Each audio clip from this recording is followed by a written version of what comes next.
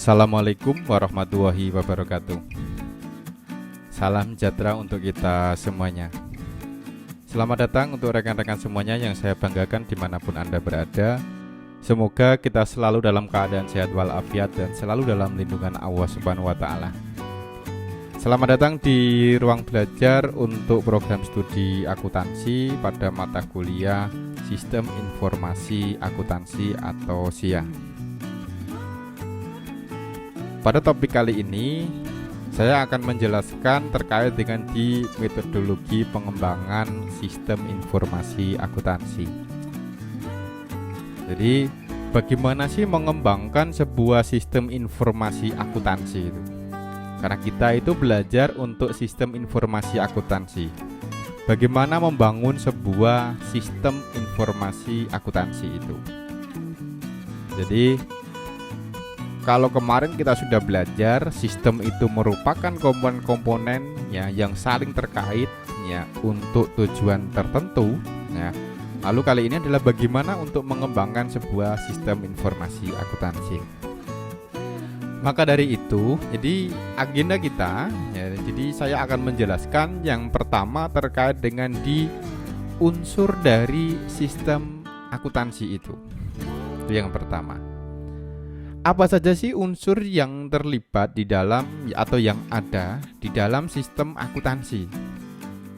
Yang kedua adalah terkait dengan di apa alasan pengembangan sebuah sistem.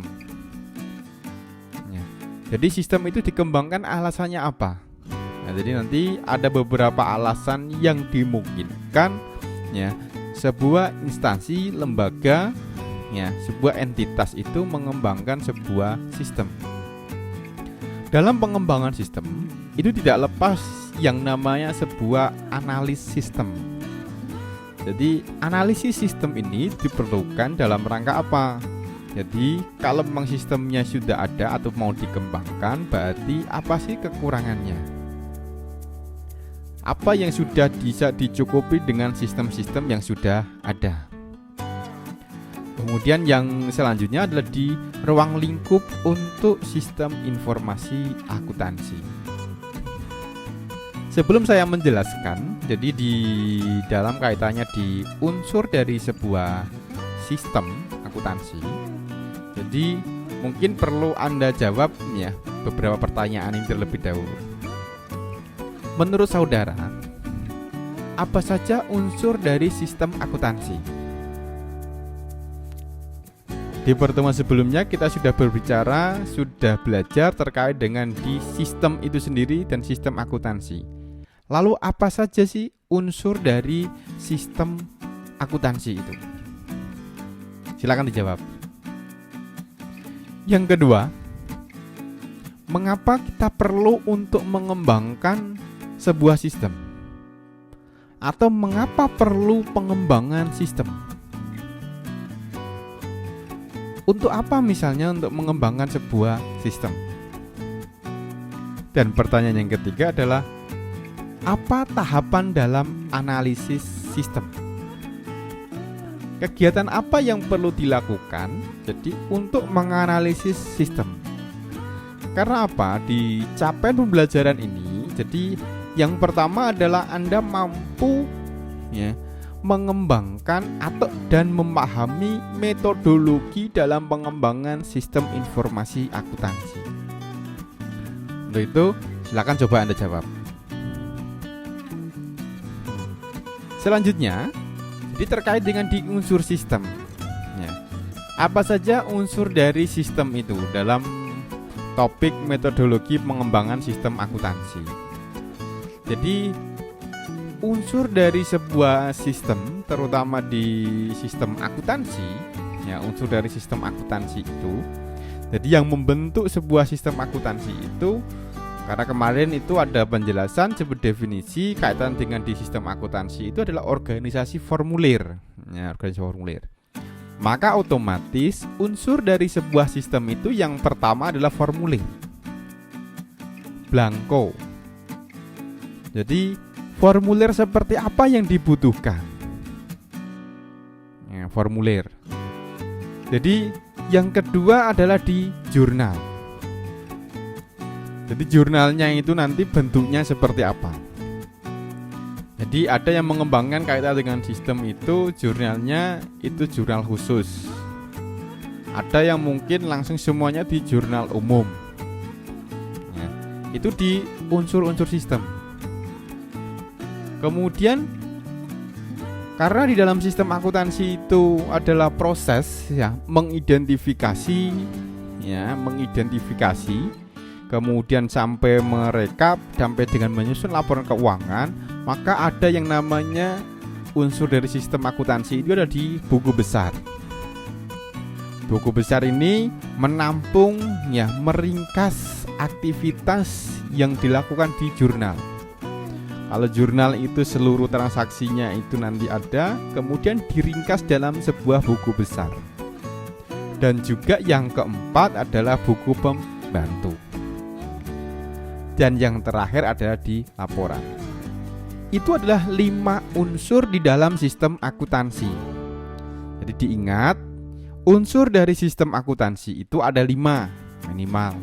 1 adalah formulir, yang kedua adalah jurnal, yang ketiga adalah buku besar, dan yang keempat adalah buku pembantu, dan yang kelima adalah laporan. Itu unsur dari sistem akuntansi. Jadi komponen-komponen atau unsur-unsur tersebut itu saling terkait ya.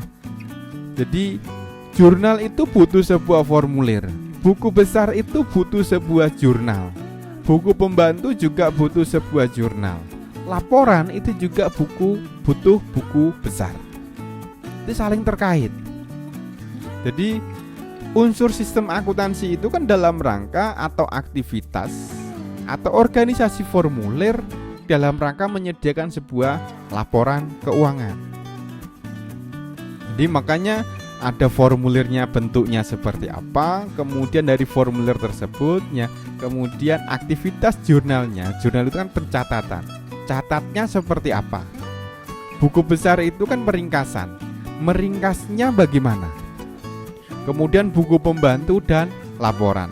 Jadi yang diingat 5 hal di unsur sistem akuntansi. Kemudian yang selanjutnya,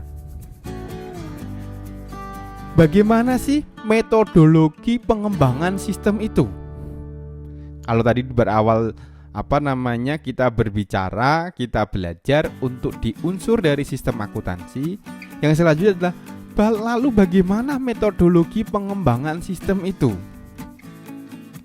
Jadi metodologi pengembangan sistem itu merupakan langkah-langkah atau tahapan-tahapan yang dibutuhkan dalam mengembangkan sebuah sistem. Jadi secara umum metodologi pengembangan sistem itu merupakan langkah-langkah yang dilalui analisis sistem dalam mengembangkan sebuah sistem informasi. Ini apapun. Itu di metodologi pengembangan sistem. Tahapan-tahapan yang dilalui oleh analisis sistem, kegiatan analisis sistem dalam mengembangkan sebuah sistem. Itu di metodologi pengembangan sistem. Kemudian, mengapa sih perlu dikembangkannya sebuah sistem? Ada banyak alasan mengapa sebuah entitas itu mengembangkan sebuah sistem. Alasan yang pertama bisa berasal dari keluhan dari pelanggan. Misalnya pelanggannya ngeluh, keluhan dari pelanggan. Keluhan dari pelanggan itu bisa mungkin ya, kita mau mengembangkan sebuah sistem untuk penjualan misalnya. Pelanggannya itu ngeluh ya. Misalnya, "Mbok iya ini bisa beli ya, bisa beli barang itu tidak harus ke counter atau ke toko." Sehingga apa? Perusahaan perlu untuk mengembangkan sebuah sistem penjualan yang bisa melayani pelanggan ya, tidak dari counter. Kemudian yang kedua, pengiriman barang sering terlambat. Berarti apa? Kita buat sistem untuk pengiriman. sistem pengiriman. Pakai layanan-layanan yang mungkin ya ada di saat ini, yang berkembang saat ini. Kalau saat ini kan misalnya ada ya, saya tidak sebut tidak promosi, ada JNT, ya ada POS, ya kemudian ada JNE, ya ada DHL dan yang lain sebagainya. Itu merupakan jasa-jasa yang mungkin untuk pengiriman barang. Mungkin perusahaan perlu mengembangkan dari sistem penjualannya, ditambahi nanti bisa mengirim barangnya lewat apa. Kemudian ada lagi misalnya alasan indikatornya pembayaran gaji yang terlambat. Karena apa? Ngitung gajinya itu lama, susah. Ya, sehingga perlu dikembangkan sebuah sistem penggajian yang mungkin kita perlu identifikasi apa. Gaji itu mungkin berdasarkan golongan, ya. Dari golongan tersebut kita bisa menggaji, ya. Kemudian ada tarif, ya. Ada indikator lagi jam masuk dan yang lainnya. Nanti akan banyak sistem yang terlibat pembayaran gaji, ya. Tidak harus misalnya gajinya nanti terkoneksi dengan bank, nanti dikirim ke bank dan yang lainnya. Kemudian laporan yang tidak tepat waktu.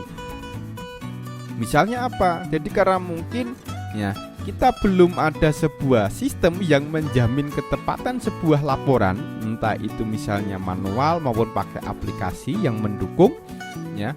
Maka apa? Laporan itu sering tidak tepat waktu. Lain lagi, jadi dengan mengembangkan sistem, ya, kita bisa menyediakan laporan tepat waktu, real time.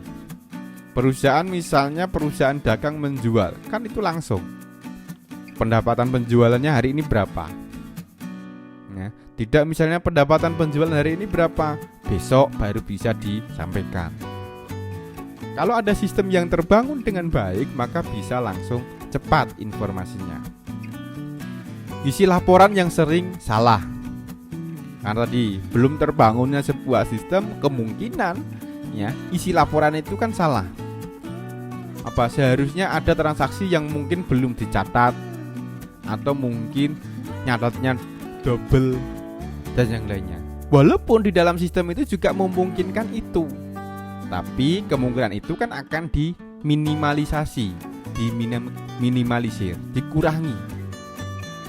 Kemudian tanggung jawab yang tidak jelas. Jadi tanggung jawab tidak jelas itu kalau misalnya belum ada sistem, siapa sih yang tanggung jawab di penjualan?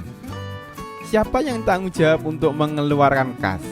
Siapa yang tanggung jawab untuk menerima sebuah kas? Dan seterusnya. Kemudian waktu kerja yang berlebihan. Jadi kalau ada sistem, otomatis ya kita akan mengurangi ya aktivitas lembur. Karena apa? Semuanya sudah dilakukan dengan cepat, sehingga tidak perlu ya tambahan banyak waktu ya untuk menyelesaikan sebuah pekerjaan. Jadi rekap sudah otomatis, menjumlah sudah otomatis misalnya kalau dalam akuntansi.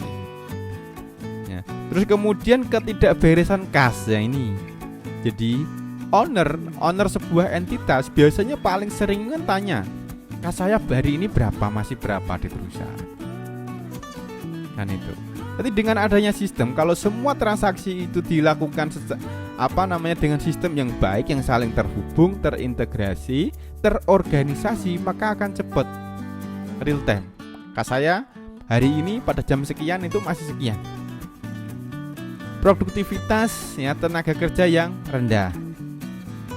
Dan itu banyaknya tenaga kerja yang menganggur. Walaupun dengan adanya sistem nanti akan mengurangi aktivitas, tapi harapannya dengan pengembangan sistem itu meningkatkan produktivitas dan efisiensi dari tenaga kerja yang sudah ada di dalam perusahaan. Ya, itu alasan. Alasan yang selanjutnya adalah kegiatan yang sering tumpang tindih. Maksudnya apa? Double ngerangkep. Ya, tumpang tindih. Kerjaan ya, misalnya pekerjaan membuat surat sudah dibuat ini, masih bagian yang lain buat lagi. Tapi dengan adanya sistem, kalau misalnya sudah ada yang buat, otomatis ya akan ada informasi bahwa kegiatan itu sudah dikerjakan. respon yang terlambat terhadap pelanggan. Ya. Jadi kalau informasi itu tidak cepat, otomatis respon kita kan mungkin lama. Paling tidak pelanggan pada saat ngeluh dijawab. Oke, dalam beberapa hari ini kami akan misalnya mengevaluasi, memeriksa kan itu. Tapi kalau sistemnya lama kan otomatis nanti juga respon kita terhadap pelanggan itu kan juga lama. Sehingga apa? Kehilangan kesempatan kompetisi pasar. Kesalahan-kesalahan manual itu sering tinggi. Ini perusahaan dagang itu biasanya persediaan barang itu kita tidak bisa ngecek real time. Sehingga apa? Persediaan barang itu mungkin terlalu tinggi atau terlalu rendah. Dan mengetahui kapan kita akan pesan barang kembali itu tidak bisa efisien. Biaya operasi yang tinggi. Ya. File-file ini kurang teratur ya. Keluhan dari supplier karena tertundanya pembayaran utang. Tertumpuknya back order, investasi yang tidak efisien, dan peramalan penjualan dan produksi yang tidak tepat pada saat penganggaran. Kapasitas produksi yang menganggur atau idle capacity, dan pekerjaan manajer yang terlalu teknis. Jadi dengan kalau tidak ada sistem, kadang kan manajer itu melaksanakan kegiatan-kegiatan yang teknis. Sementara apa tugas dari manajemen itu apa sih manajer? Mengorganisir, yang merencanakan, mengevaluasi. Jadi tidak terlalu teknis, tidak harus membuat surat sendiri, ya, kemudian membuat laporan itu sendiri. Ya, itu kan mungkin kerjaan di bagian atau bidang yang lain. Itu di analisis sistem. Jadi oleh karena itu sistem yang baru dikembangkan itu untuk memecahkan permasalahan. Sebuah sistem yang dibangun di dalam sebuah entitas itu adalah untuk memecahkan sebuah masalah. Itu. Jadi kalau misalnya di perusahaan itu belum ada sebuah sistem, maka sistem itu harapannya ya mengatasi masalah yang mungkin karena tidak adanya sebuah sistem. Nah tadi contoh masalahnya. Jadi kalau misalnya perusahaan tersebut itu sudah menjalankan sebuah sistem, maka kita perlu identifikasi sistem yang ada. Kemudian permasalahan, kesempatan instruksi, dan perlu untuk di pengembangan sistem. Ya, harapannya dengan mengembangkan sebuah sistem itu dapat memecahkan masalah dan meraih kesempatan serta memenuhi instruksi. Itu adalah tujuan dari pengembangan sistem yang baru yang dituju. Ya. Lalu, apa sebenarnya tahapan dalam pengembangan sistem akuntansi itu? Jadi tahapan dalam pengembangan sistem akuntansi itu ya secara umum ada 3. Jadi secara umum ada 3. Yang pertama adalah analisis sistem. Yang kedua ada desain sistem. Ya. Dan yang ketiga adalah implementasi sistem. Jadi sistem itu sebelum dikembangkan itu kita perlu analisis. Apa saja sih sumber daya yang ada, infrastruktur yang ada, apa yang saja yang dibutuhkan. Ya, sistem itu berarti membutuhkan untuk memecahkan masalah apa saja, itu dianalisis. Setelah analisis selesai, barulah didesain. Desain sistemnya seperti apa? Setelah sistemnya itu jadi, barulah desainnya jadi, ya, kemudian diimplementasikan. Maka dalam setiap tahap pengembangan sistem, analisis sistem ini menghasilkan dokumen tertulis yang menyajikan rencana pekerjaan yang akan dilaksanakan dalam pengembangan sistem atau hasil pekerjaan pada tahapan pengembangan sistem. Jadi dokumen tertulis tersebut ya, oleh analis sistem ya, diserahkan kepada pemakai informasi sebagai media bagi analis sistem untuk mengkomunikasikan pekerjaannya kepada pemakai informasi. Ya, jadi analis sistem itu menghasilkan sebuah laporan hasil analis dan usulan pelaksanaan untuk analisis sistem. Dari hasil analis kemudian didesain desain itu nanti menghasilkan apa? Sebuah laporan desain sistem secara garis besar secara umum. Kemudian laporan final desain sistem secara garis besar dan usulan desain sistem secara garis besar. Barulah implementasi sistem. Dalam implementasi sistem ini nanti akan muncul laporan final dari implementasi atau penggunaan di sistem. Sedikit menyinggung terkait dengan dianalisis sistem. Dalam metodologi pengembangan sistem, kita tidak lepas dari yang namanya dalam pengembangan sistem itu analisis sistem ini hal yang pertama dan menjadi kunci pokok biasanya untuk mengembangkan sistem. Maka apa? Tahapan dalam pengembangan sistem itu yang perlu Anda perhatikan itu adalah melaksanakan analisis pendahuluan, mengenal sebuah entitas, mengidentifikasi, mengobservasi entitas tersebut, kemudian mendengarkan masukan-masukan. Setelah itu baru penyusunan usulan pelaksanaan analisis sistem. Jadi dalam analisis pendahuluan itu bisa melalui FGD dan yang lainnya. Kemudian disusunlah sebuah usulan pelaksanaan analisis sistem. Setelah itu barulah dilakukan analisis sistem dan penyusunan hasil laporan analisis sistem. Jadi dalam analisis pendahuluan, analisis sistem itu akan menyediakan beberapa informasi minimal, menyediakan informasi bagi pengelolaan kegiatan usaha baru, memperbaiki informasi yang dihasilkan sistem yang sudah ada, memperbaiki pengendalian akuntansi dan pengecekan internal, dan mengurangi biaya klerikal dalam penyelenggaraan catatan akuntansi. Ya, klerikal apa contohnya? Kalau masih manual itu masa laporan itu setiap tahun ada KW. Kan itu. Itu di analisis pendahuluan. Kemudian dalam sistem setelah analisis pendahuluan yang dilakukan tadi ada beberapa hal jadi informasinya. Kemudian barulah didesain sumber informasi dalam analisis sistem. Jadi kita desain sumber informasi. Jadi sistem yang ada sekarang itu sumber informasinya seperti apa? Yang perlu diperhatikan adalah sistem yang ada sekarang. Kalau tidak ada berarti kita akan membuat sumber itu sendiri. Sumber intern lainnya dan sumber dari luar. Itu. Kemudian penyusunan usulan pelaksanaan analisis sistem.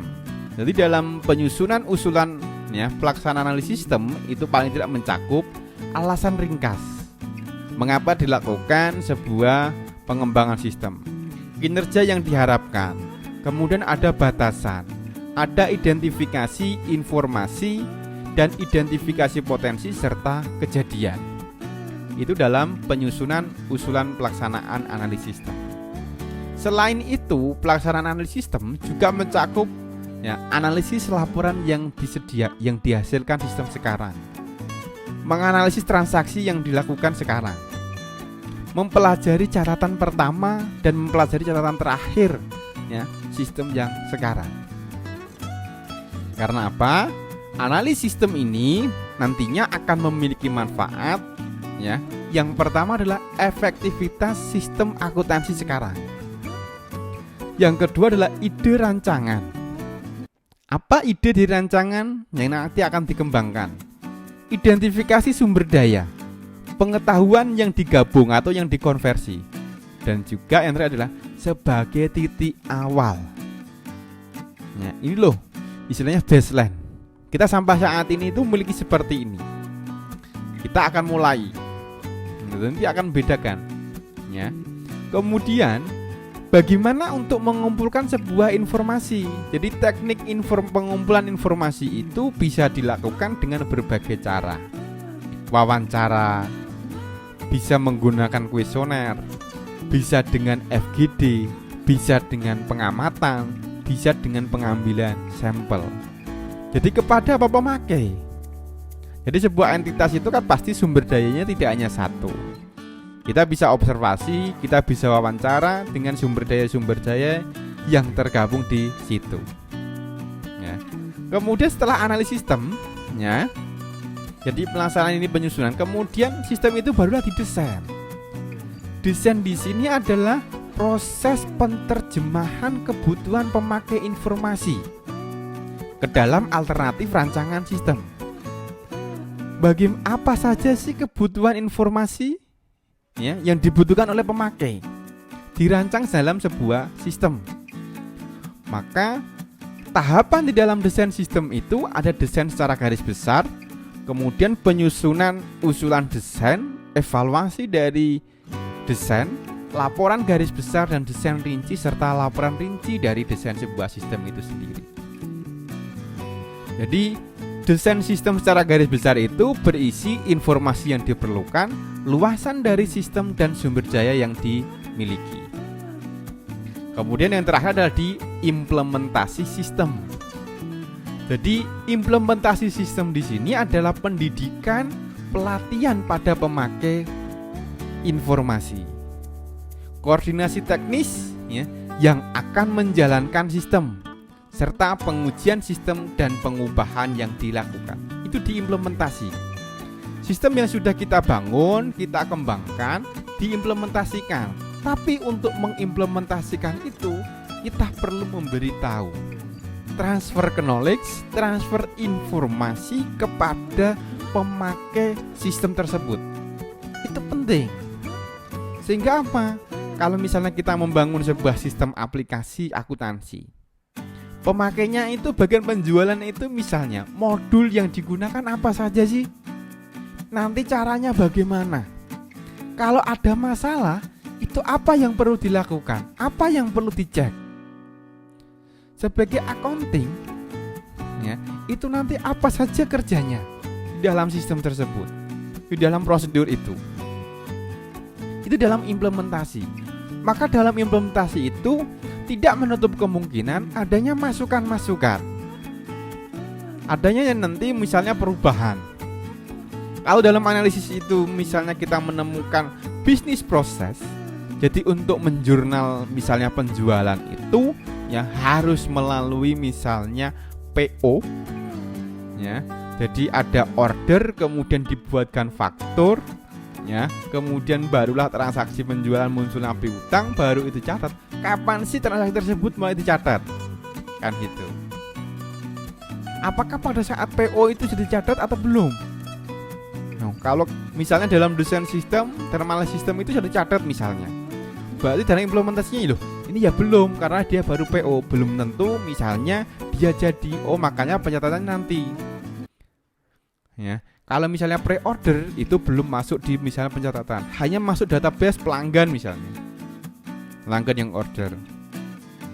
Jadi kalau misalnya barang sudah sampai dikirim, oh barulah itu nanti dicatat faktur terbit untuk mengirim barang, lalu nanti mengurangi stok dan yang lainnya. Itu contoh simple di implementasi sistem. Jadi untuk itu silakan, ya, Anda coba mengamati sebuah entitas, entah itu UMKM atau apa, kira-kira seperti apa sih sistem yang berjalan dan apa usulan pengembangan sistemnya.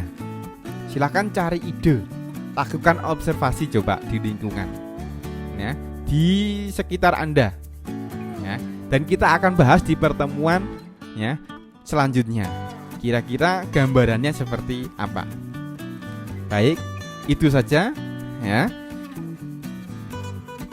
Uraian singkat, ya, deskripsi singkat terkait dengan di metodologi pengembangan sistem. Bagaimana sih cara pengembangan sebuah sistem, terutama di sistem akuntansi itu. Ya. Jadi untuk lebih mendalam terkait dengan di pemahaman teori, silakan dibaca, ya, materi yang sudah ada di LMS, ya. Saya akhiri. Wassalamualaikum warahmatullahi wabarakatuh.